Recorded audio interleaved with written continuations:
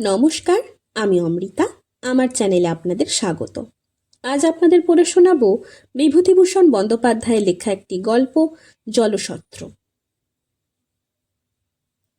বৃদ্ধ মাধব শিরোমণি মশাই শিষ্য বাড়ি যাচ্ছিলেন।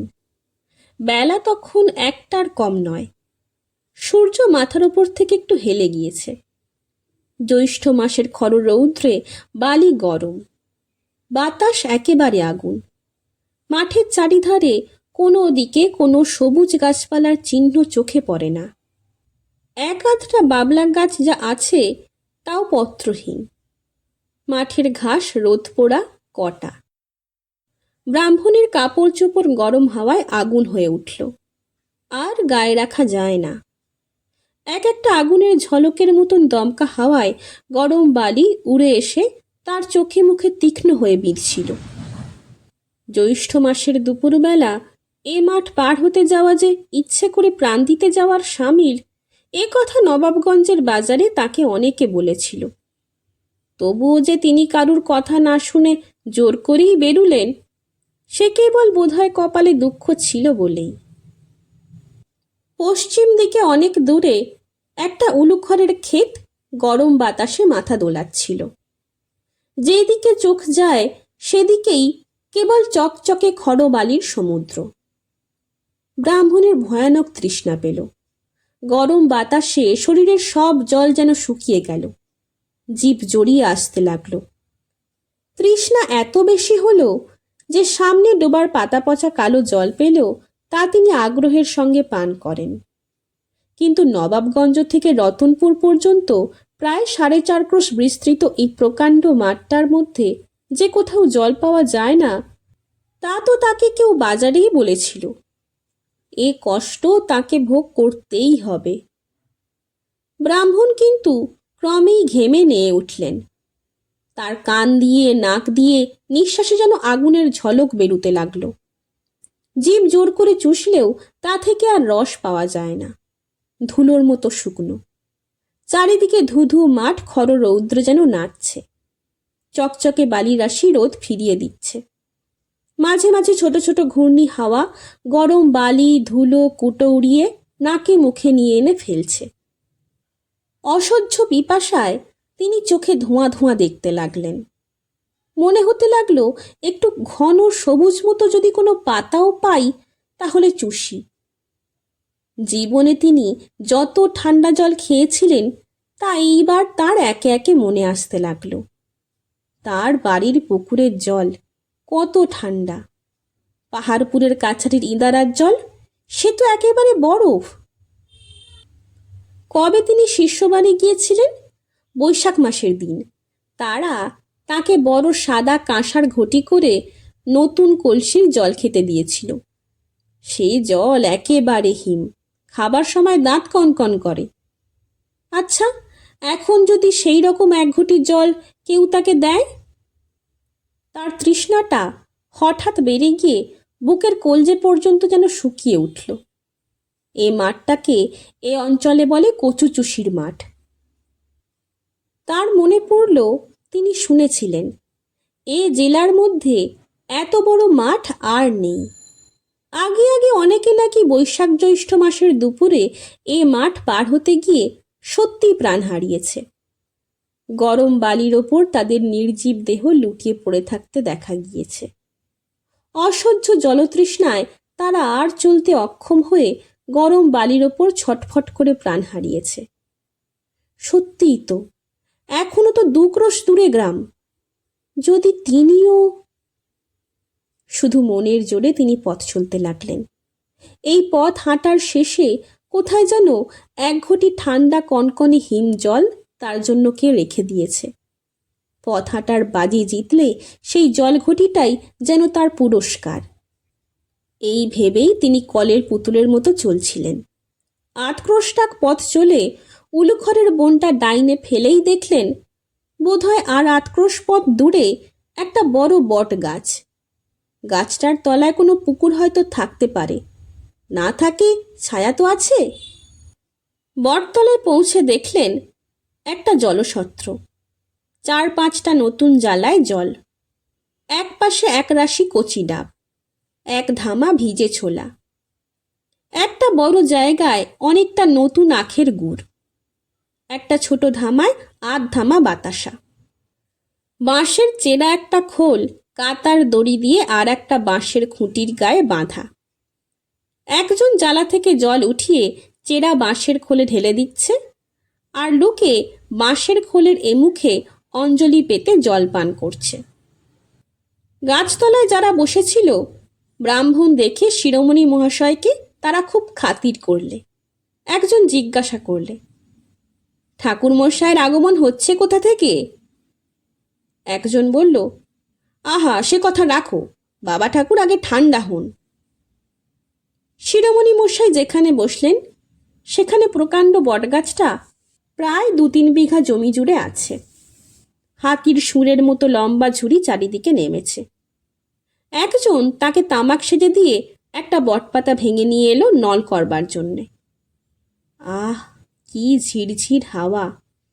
এই অসহ্য পিপাসা ও গরমের পর এমন ঠান্ডা ঝিরঝিরে বাতাস ও তৈরি তামাকে তার তৃষ্ণাও যেন অনেকটা কমে গেল।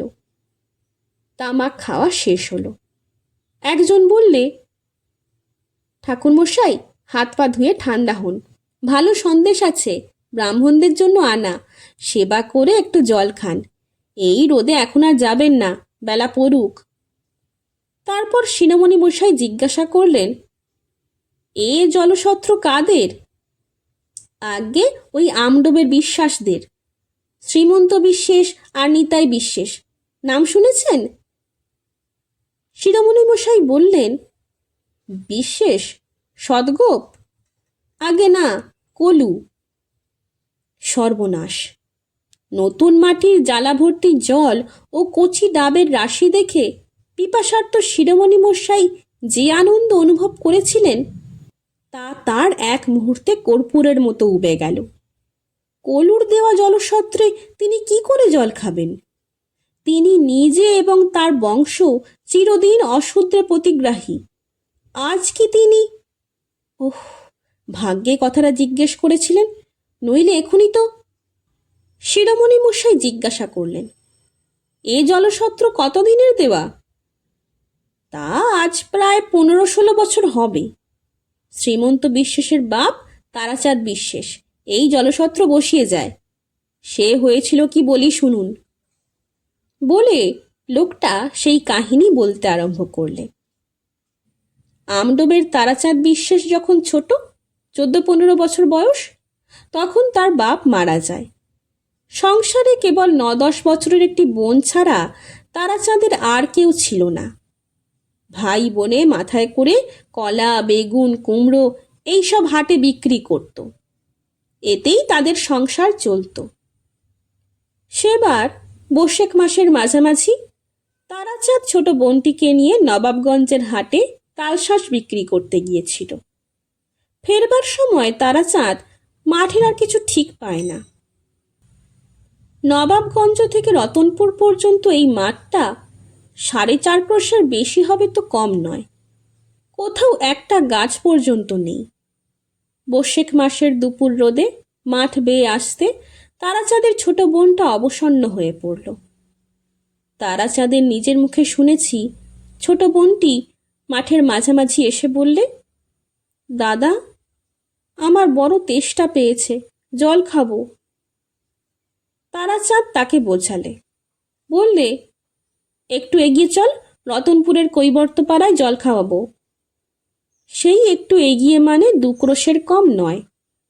আর খানিকটা এগিয়ে এসে মেয়েটা তেষ্টায় রোদে অবসন্ন হয়ে পড়ল।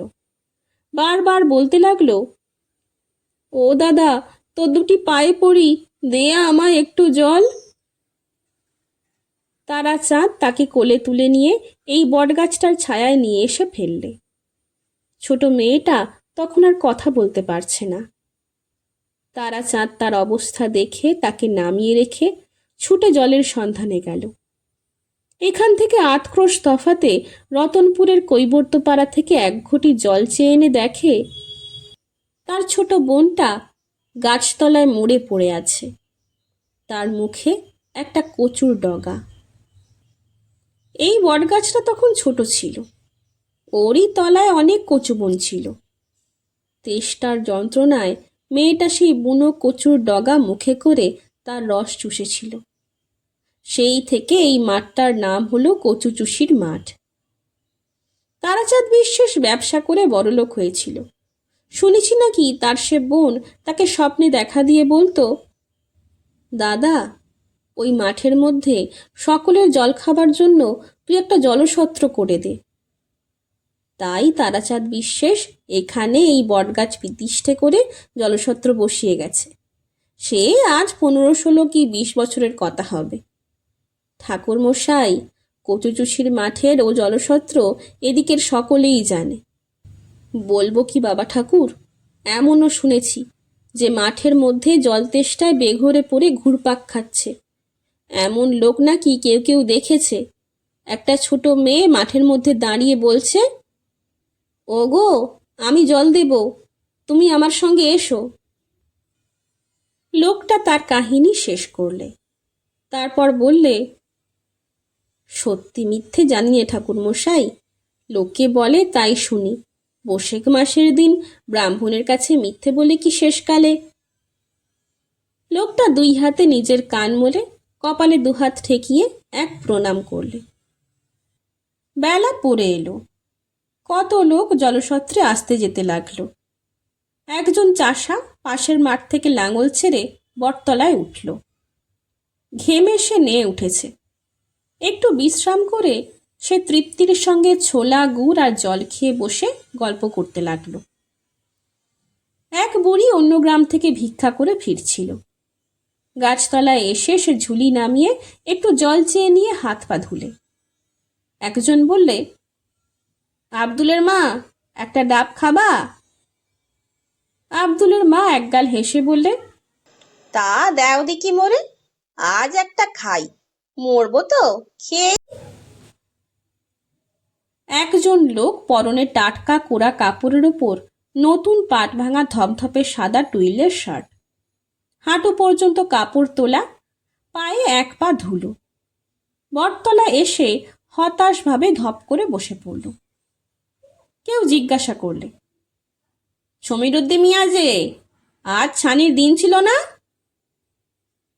সমীরুদ্দিন সম্পূর্ণ ভদ্রতার সঙ্গত নয় এরূপ একটি বাক্য উচ্চারণ করে ভূমিকা ফেঁদে তার মোকদ্দমার একটি সংক্ষিপ্ত ইতিহাস বর্ণনা করে গেল এবং যে উকিলের হাতে তার কেস ছিল তার সম্বন্ধে এমন কতকগুলো মন্তব্য প্রকাশ করলে যে তিনি সেখানে উপস্থিত থাকলে সমীরুদ্দির বিরুদ্ধে আর একটা কেস হতো। তারপর সে পোয়াটা আখের গুড়ের সাহায্যে আধসের আন্দাজ ভিজে ছোলা উদরসাৎ করে এক ছিলিম তামাক খেয়ে বিদায় নিলে। ক্রমে রোদ পড়ে গেল। বৈকালের বাতাসে কাছেরই একটা ঝোপ থেকে ডাঁশা খেজুরের গন্ধ ভেসে আসছিল। হলুদ রঙের সোঁদালি ফুলের ঝাড় মাঠের পেছনটা আলো করেছিল। একটা পাখি আকাশ বেয়ে ডানা মেলে চলেছিল। বউ কথা ক, বউ কথা ক। শিরোমণি মশায়ের বসে বসে মনে হলো 20 বছর আগে তার 8 বছরের পাগলি মেয়ে উমার মতোই ছোট একটি মেয়ে এই বটতলায় অসহ্য পিপাসায় জল অভাবে বুনো কচুর ডাঁটার কচুর রস চুষেছিল। আজ তারই স্নেহ করুণা এই বিরাট বটগাছটার নিবিড় ডালপালায় বেড়ে উঠে এই জলকষ্ট পীড়িত পল্লী প্রান্তরের একধারে পিপাসার্ত পথিকদের আশ্রয় তৈরি করেছে। এরই তলায় আজ 20 বছর ধরে সে মঙ্গলরূপিণী জগদ্ধাত্রীর মতো 10 হাত বাড়িয়ে প্রতি নিদাগ মধ্যাহ্নে কত পিপাসাতুর পল্লী পথিককে জল যোগাচ্ছে। চারিধারে যখন সন্ধ্যা নামে, তপ্ত মাঠ যখন ছায়া শীতল হয়ে আসে, তখনই কেবল সমস্ত দিনের পরিশ্রমের পর সে মেয়েটি অস্ফুট জ্যোৎস্নায় শুভ্র আঁচল উড়িয়ে কোনো অজ্ঞাত ঊর্ধ্বলোকে তার নিজের স্থানটিতে ফিরে চলে যায়। তার পৃথিবীর বালিকা জীবনের ইতিহাস সে ভোলেনি। যে লোকটা জল দিচ্ছিল তার নাম চিনিবাস, যাতে সদ্গোপ। শিরোমণি মশাই তাকে বললেন, ওহে বাপু, তোমার ওই বড় ঘটিটা বেশ করে মেজে 1 ঘটি জল আমায় দাও। আর ব্রাহ্মণের জন্য আনা সন্দেশ আছে বললে না? শুনছিলেন বিভূতিভূষণ বন্দ্যোপাধ্যায়ের লেখা একটি গল্প জলসত্র। গল্প পাঠ কেমন লাগছে তা আমাকে কমেন্টের মাধ্যমে জানান। যদি ভালো লাগে তবে লাইক, শেয়ার এবং সাবস্ক্রাইব করে পাশে থাকবেন। ধন্যবাদ। নমস্কার।